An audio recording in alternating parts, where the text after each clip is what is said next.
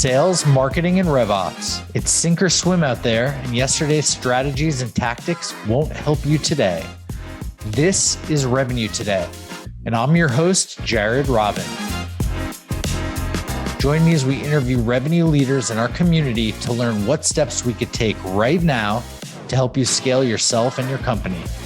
Revenue Today is sponsored by RevGenius, and we're on a mission to bring inspiration and creativity to all revenue professionals in the world.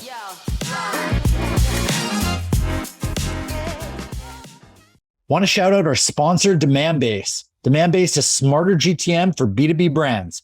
They help marketing and sales teams spot the juiciest opportunities earlier and progress them faster by injecting account intelligence into every step of the buyer journey and orchestrating every action.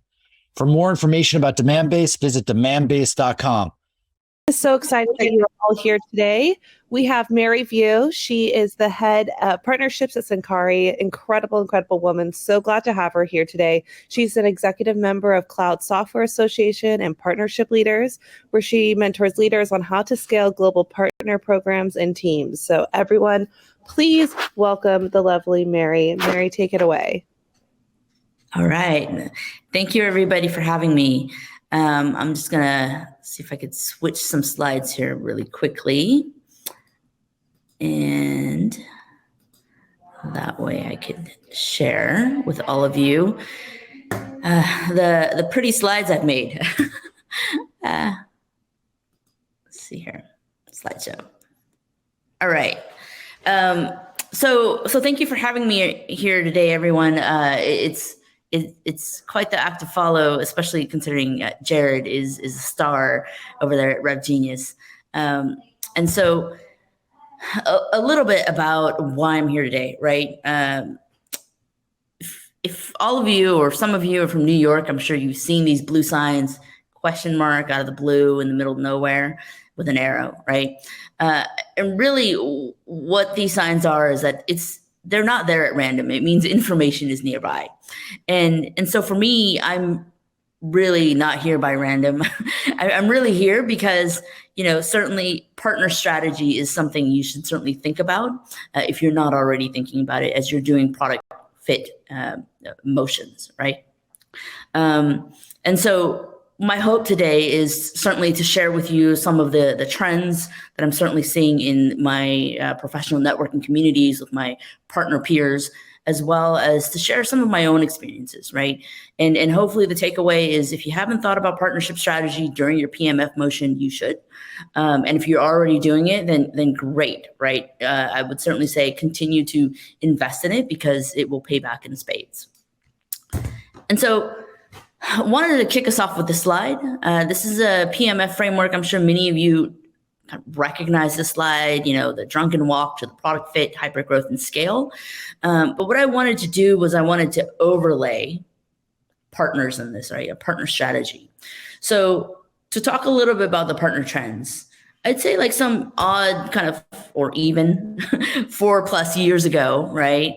Some folks call this, hey, the old school style of partnering or legacy style of partnering, or even just, a lot of the enterprise companies, right, today that have partner ecosystems, they really didn't introduce partner strategy until they were in scale mode. And typically at scale mode, they're like, hey, I want to make more money. I'm going to go tap some partners to sell my stuff, to build my stuff, etc. So that was happening kind of, I'd say 4 years ago, right? I mean, pre-pandemic, et cetera. What is happening today is essentially the partner strategy is actually appearing in the product fit motion, right? And there's a couple of different reasons why. Partners take a long time to develop, grow, evolve, right? Think about it. If you're trying to establish a micro version of your company in a partner. Think about how long it took you to build and scale your company. Now you have to go and repeat everything in a micro version in a company, not just one company, but 20 companies, 30 companies, 100 companies, 50 companies, 300 companies, right? 1,000 companies. And so to do that, it does take time. And so with the explosion of SaaS and ecosystems and apps, many of the SaaS cloud app companies are essentially investing in partners much earlier during the product fit motion, right? And you might think, hey, how would this impact me? I mean, partners don't show up until I need to make money, right? I'm still trying to figure out how to message this, how to sell this, how to, implement this, and partners are, probably perhaps not ready for that.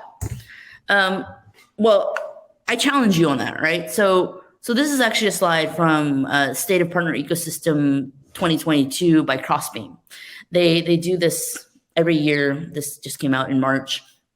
This is probably about the third or fourth year that they've done this. And at the top of this chart is that people invest in partnerships and partner strategies because, the desire for revenue, right? Certainly everything else is gravy, entry into new markets, churn, marketing, right? Being able to co-market and ride the wave of some other established tech or SaaS company or product, customer satisfaction, right? I mean, heck, sometimes your team can only do so much, being able to add partners to it kind of helps kind of accelerate some of that. And lastly, certainly valuation and share price. While this is kind of the typical reasons why people get into partner strategy investment, what this chart doesn't really address is what is the impact if you pull partner strategy into your PMF motion, right? Whether you're a sales leader, a marketing leader, a CEO, a CTO, you're a leader of your org, if you're an AE or an SDR, right? Partnerships are going to matter. And so when it's in the PMF motion, right, what it really does is it certainly helps inform your product roadmap, right?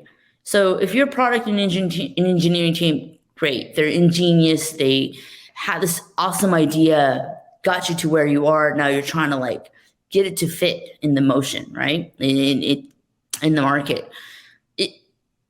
Partners are working on live customers on a daily basis. They see these problems on a daily basis, and they become a great feedback loop to help inform your product roadmap, to help inform your product and engineering team so that they can work on the right things, work on the things that are faster, create a better UI experience, UI design, user experience, right?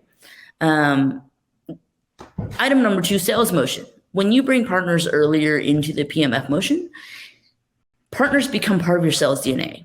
You eliminate any of that kind of sales friction that you might have further down the road when you're trying to scale, right? Because if partners are in your PMF motion, I mean, your AEs, your SDRs will just automatically say, hey, partners help me get to President's Club versus having this friction of why is this odd third party trying to take away my deal, right? And lastly, item number 3, your customer success. While you have an awesome customer success team that is implementing innovative customer solutions, think about it. Partners are doing this every day already. And partners could essentially help educate even your own customer success team to be even much more innovative, right? You might have a sample set of 40, 50, 100, 200 customers. Partners have had a sample set of 20 years, right? And that's where partners can certainly, by starting in the PMF motion, partners can certainly help become a fabric of your customer success. So I shared some cool some cool impact points, right? I mean, not just me, right? I wanted to show you that, hey, there are a bunch of companies already investing in a partner strategy early on, seed, Series A, Series B, et cetera, right? These are just a few of the companies, a few of the peers that I certainly talk to every day that are already doing that, right?